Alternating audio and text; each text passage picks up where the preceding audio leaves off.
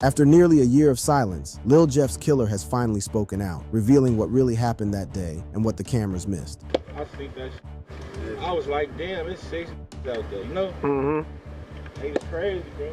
But here's what you probably didn't know. Someone tipped off Trap City Rob, and that heads up is the only reason he stood on business that day. So who really backdoored Lil Jeff? Was it someone from the Bloodhound gang? And why did the rest just stand there, watching him get shot multiple times without ever firing back? All of those questions, and more, finally get answered in the killer's long-awaited confession. Let's get into it. A shocking revelation. In an unexpected turn of events, Lil Jeff's alleged killer, Trap City Rob, shared his point of view about what really went down. It appears that Lil Jeff left Trap City Rob with only one option: stand on business. Now, if you're not familiar with the backstory, let me bring you up to speed. On June 8, 2024, Bloodhound Lil Jeff, Q50, and one other dude were out standing on business. In surveillance footage that was later released, Lil Jeff and his squad were caught chasing down a rival gang member in the heart of Trap City. In the footage, you see Lil Jeff and his homies holed up in a black SUV waiting for their target. As soon as the target was spotted, Lil Jeff got out of the car and started chasing him down while letting out shots. The target, wearing bright yellow shorts, quickly ducks for cover and immediately runs straight into the porch of the next building in front of him. He was hit once in the chest, but he kept running for his life. I knew the Bloodhounds were bloodthirsty when I saw Lil Jeff, wearing a black Nike hoodie and gray Nike joggers, chasing his target straight onto the porch. For some reason, his homies did not go with him. They stood by their car while letting out shots at the car that dropped off the target. But this is where it gets interesting. The moment Lil Jeff approached the front porch, a dramatic turn of events unfolded. Bullets started popping out of the alley and gunshots filled the air. Lil Jeff was right in the middle of danger, and his homies were too far away to help. They watched him get dropped by someone from inside the house. From another perspective, you could hear a barrage of bullets, and Lil Jeff's homies at the black SUV do not seem to be ducking or hiding from these bullets. I believe these bullets were being shot at Lil Jeff while he was on the ground. This means all his friends were watching him get stood over. They probably only fired a few pointless rounds towards the house. Seeing that Lil Jeff had already been hit multiple times, they turned around and ran back to the black SUV and waited for the opportunity to pick up his body. This point of view makes sense because the police marked a lot of shell casing next to the door, proving that Lil Jeff was stood over as soon as he got behind the big pillar. And again, the pillar in front of the porch was a perfect cover, making it impossible for Lil Jeff's homies to help him in the crossfire. However, it appears that the shooter jumped off the porch right after killing Lil Jeff and started buzzing his homies, chasing them back to the car. You can see the guy in the red jumpsuit, believed to be Q50, limping back to the car because he probably caught a bullet in his foot. A Reddit user confirmed that, "I noticed this when I first watched the video. They lowered their guns in distraught like, damn, our big homie just got stood over in front of us." And then they snap back into reality and start shooting at him. However, by that time it was too late. Lil Jeff was shot in the chest almost 19 times, and you could see him collapse at the end of the video. But it didn't end there. After the rounds of bullets on Lil Jeff, his homies cycled back and picked him up before the police arrived. They drove his lifeless body to the hospital where he was pronounced dead. Another user said, "That matches up because they did say the guy was dropped off in a black SUV by his friends. I just looked up the address where the hit went down on Google Maps, and it all makes sense. You can spot the silver Jeep parked opposite the black SUV. It was probably the camera from this house that captured the incident. When you pan the map a little, you will get the perfect view of the black SUV that served as the getaway ride." Although Trap City Rob has been very low-key about the hit, maintaining a low profile and keeping it cool, he finally confessed. His confession not only revealed him as the shooter, but also gave another perspective of the operation, painting a perfect picture that the surveillance footage failed to capture. In an interview with Block 2 Block, Lil Jeff's killer confessed that he saw 6 people chasing down his homeboy. Damn. Okay, so is there anything about that case you want to clear up and just touch about, bro? Because I see you got a whole different perspective. I see the videos, I see that shit. I was like, damn, it's 6 out there, you know? He was crazy, bro. Now that's a whole different perspective. How did he know there were 6 people there? The video that circulated online didn't show that amount. I guess that's where Trap City slipped up. However, despite how smoothly the counterattack went, Rob did not boast about it. He claimed that he was only doing what was necessary to secure his hood. This appears to be true because a resurfaced video shows Trap City Rob on the front porch of the building where Lil Jeff was killed, just chilling and observing his environment. A fan quickly observed that, "For real, this dude like some troll in a cave you didn't didn't know was there till it's too late. This is his spot, and he held it down. It's no surprise that people started praising Rob as the defensive player of the year. During the interview with Block 2 Block, Rob confesses why he was always on the front porch, saying he is critically conscious of his environment. I'm conscious, bro. Like, I'm in my environment, but I understand the overall. You know what I'm saying? This is particularly true because in the same interview, you could see Trap City Rob and his homies, OTF, Black and Terror, constantly observing their left and right for any possible threat. Damn, Chicago is not for beginners. Trap City Rob then went on to give a glimpse of his critical consciousness, revealing that drill rap is a plot against black people to fight themselves. Unfortunately, young black people have fallen for the bait, which is why they always run up on each other at the slightest inconvenience. Black man is very underdeveloped and undereducated in America, bro. Ooh, not me? No, just listen, bro. When it comes to emotional intelligence, reasoning and people getting shot over shoes and that's not being emotionally intelligent. Trap City Rob's responses during this interview attracted several positive comments to the hood. One user commented, "Rob is what you call a grown man," and another quickly added, "These dudes are mature. Jeff was a little immature kid running up on some OGs. Jeff didn't think before he reacted. That's what separates a grown man from a little boy. OGs don't move the way Jeff did. OGs have rules and guidelines." The interviewer then reminded the trio about the viral meme on Reddit where Robert's face is photoshopped on Malcolm X's iconic photo with the caption, "Protect the Trap." The post suggests that Rob should run for president with the assurance that he will triumph in politics. Trap City Rob then acknowledged that he had seen the meme on Reddit, but he is not out to chase clout on the internet. I don't chase that shit. I don't even like it, so I don't need internet crazy. So. Trap City Rob is truly smart and understands that bragging about the hit will only continue the circle of violence in the city. After all, the entire beef has been bloody because every hood wants to slide for their fallen homie, fueling an inextinguishable hood war. The Hood War. In an earlier interview covering Lil Jeff's lifestyle, the rapping hitman revealed that he had been on the street since he turned 18. So around what age did you jump off the porch and start hanging out in the streets? I'm gonna say when I came outside for real, I was like 18 type. Okay. I just turned like 18. However, Bloodhound Lil Jeff revealed that although he jumped off the porch relatively late compared to his peers, he was no stranger to the street because he had an older brother who plugged him in on the cruelty, violence, and lifestyle of the street. But the shit I'm doing now is I've been seeing my whole life, you know what I'm saying? I told you I got an older brother. So this shit ain't nothing new for real. It's the same shit I've been seeing. In case you don't know, Lil Jeff's older brother's name is J Boogie. Interestingly, the beef between Drill City and Trap City that ended the lives of young street boys, including Lil Jeff, started with gangsters like J Boogie. Now what you should know is that J Boogie is about the same age group as Trap City Rob. And what's most important to note is that, back in the day, these dudes were cool with each other. In the interview by Block 2 Block on YouTube, Trap City Rob confirmed that the two hoods used to be cool until the Bloodhounds stole their homie's chain, and then everything went south. Fuckers to hang with them, they know what they did.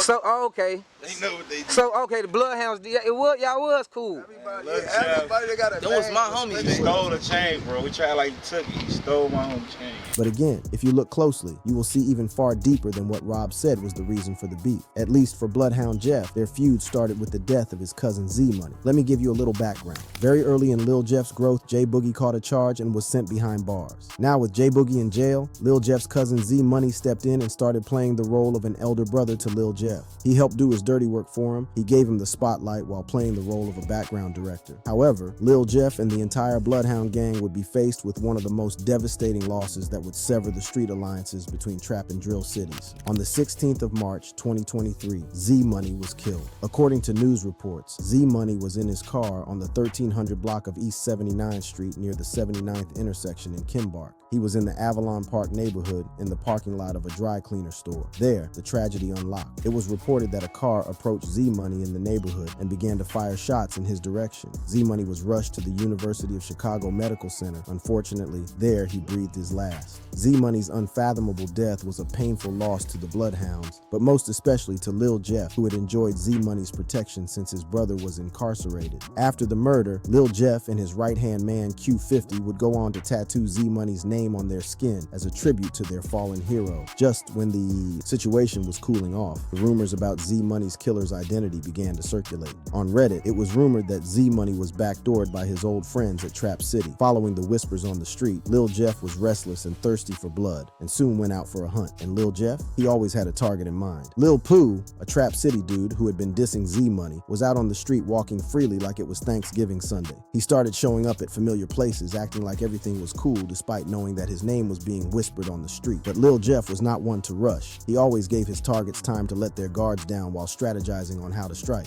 On April 9th, 2023 was the D-Day. Jeff and the Bloodhounds had decided that Lil Pooh wasn't going to see the next summer. However, Lil Jeff didn't just roll up on Pooh and spray him. He instead waited for him outside his home, as patient as a watchdog. And when Lil Pooh arrived home to rest his head, Lil Jeff sent him to eternal rest. According to CPD, at about 11:30 p.m., shots rang out at the 1800 block of 223rd Street. As soon as they arrived, they found the victim, later identified as Pierre Boozer Jr., unresponsive in the front yard of his home. He was shot multiple times until he breathed his last. No one said a thing about the hit to the police, but the street knew who the prime suspects were. Then shortly after, Lil Jeff wanted to send a clear message. He dissed Lil Pooh in an unreleased song, hinting that he waited outside his home and got him. Lil Pooh dissed Z now, Lil Pooh gone. You know that shit never take too long laying in a grass until he come home, he rapped. Word on the street was that Lil Jeff never released the diss out of respect for his Flipside homie. However, when Lil Pooh's homie posted his picture, Lil Jeff sent a message saying he dissed Z. Lil Jeff was direct. No Z-Money disrespect can be tolerated. However, Bloodhound Lil Jeff did not just slide for Z-Money and went back to his shell. He had tasted blood and was craving more.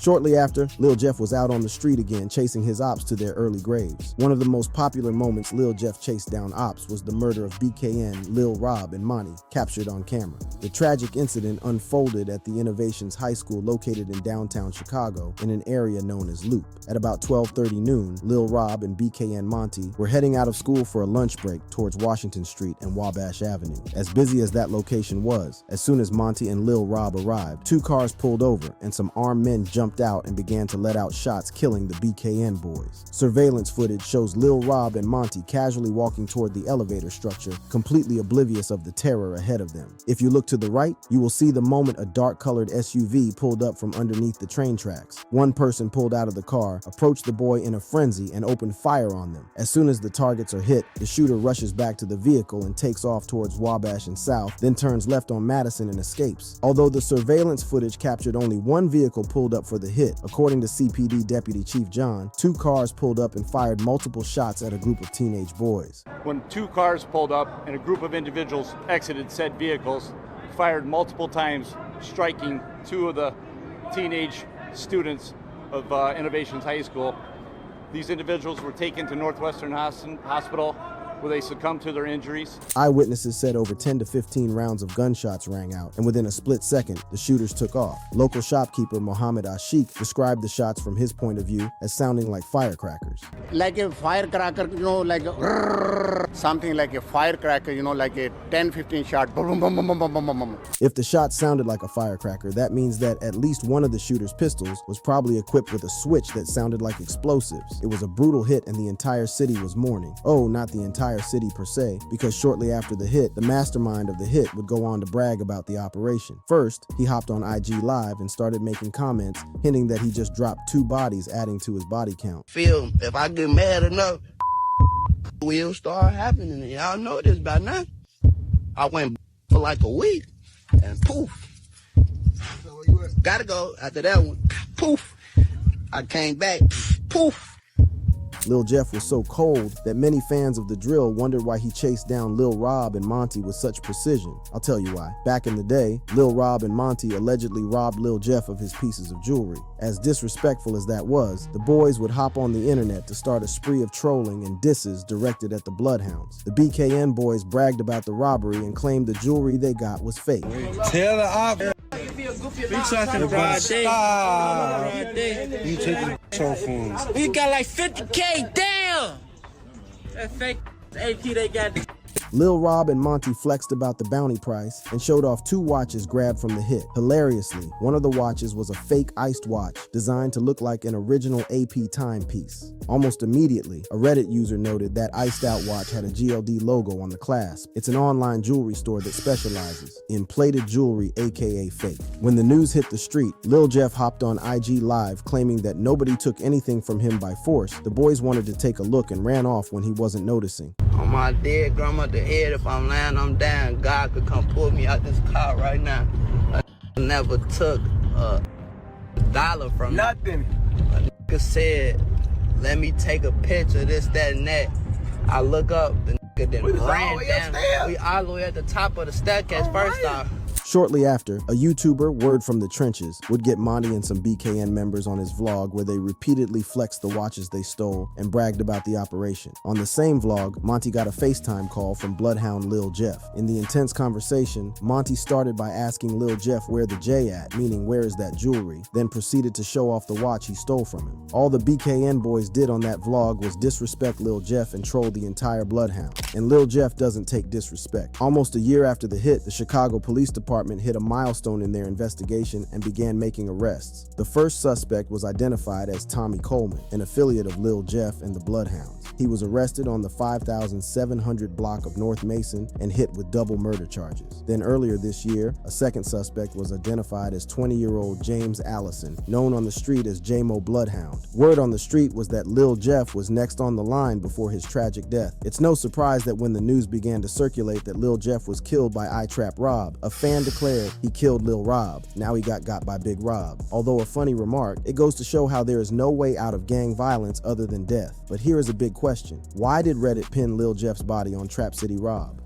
The aftermath of Lil Jeff's death. As soon as the news of Lil Jeff's death hit the street, the city of Chicago was startled by a series of trolling on the Reddit community, with most of the disses directed at the hood allegedly responsible for sending Lil Jeff back to his maker to protect their own. As expected, the members of Cheericology, a subreddit for discussing Chicago drill culture, wasted no time identifying the killer. Discussions on Cheericology alleged that the shooter was none other than Trap City Rob. This is largely because Trap City Rob, or I-Trap Rob, has been arrested several times at the apartment where the shots that took Lil Jeff out were fired. However, while some were identifying the shooters, others were analyzing the video to identify the faces of the guys Lil Jeff was on the drill with. Remember the guy in the red jumpsuit? Fans identified him as Q50, and people started trolling for getting shot on the drill. However, Q50 denied being involved in the drill. Does it make it worse when there's like videos and people reacting to it? And they were trying to say you slipped and fell, and you saying I wasn't even there, right? I wasn't even there. Stop saying I was dumb, man. Well, Q50 might deny all he wants, but the street is hardly wrong. In the same light, the Reddit investigators identified the guy in the yellow shot who Lil Jeff was chasing as Trap City Glenn. In a shocking turn of events, it turned out that day was not the first time Lil Jeff chased down Trap City Glenn, because it was alleged that Lil Jeff once caught Glenn slipping at a store and fired 15 shots at him. However, Glenn always survived a Lil Jeff ambush. Then a resurfaced video shows Lil Jeff talking about the time he chased down Glenn at the store, confirming the rumors on the street. Yeah, I love that stuff. Too bad it's that. He get to see y'all. I'm glad though he can see y'all talk about him all day. Well, 15 shots could have killed Glenn, but Glenn survived. A fan quickly commented, "Damn, that gotta be blessed FR. Grandma been praying for him type shit."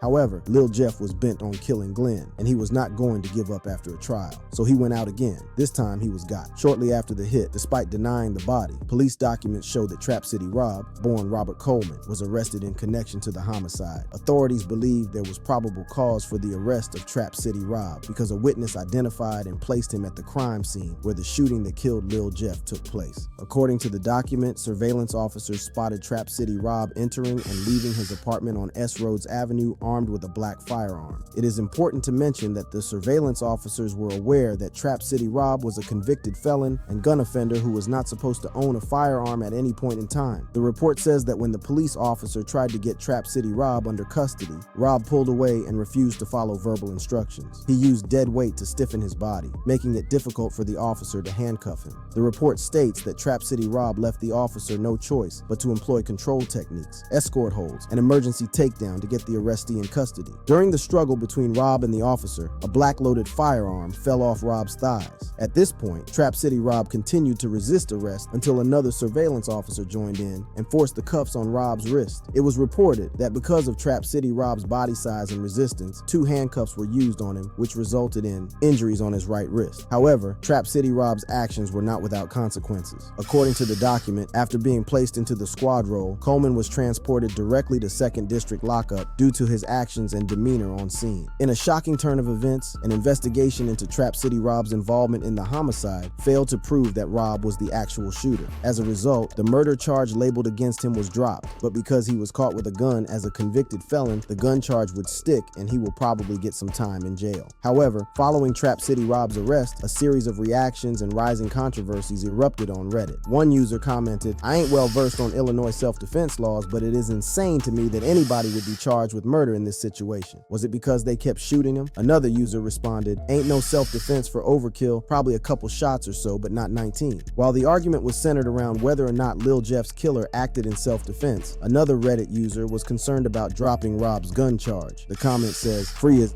for that armed habitual he proved that day, why made it a habit?" And to be honest, most fans share the same perspective, which explains why Trap City Rob was praised for standing on business after the incident. It's almost like the entire case was solved on Reddit before CPD started their investigation. But here is a big question: if the police drop Trap City Rob's murder charge, that means the shooter is out there. Who could that be? I stumbled across the words of a Reddit user, which I'd like to leave you with. I said Rob ain't pull it. The real shooter, we will probably never know because they lying low and not publicly claiming it. If you enjoyed this video, click the card showing on your screen for more videos.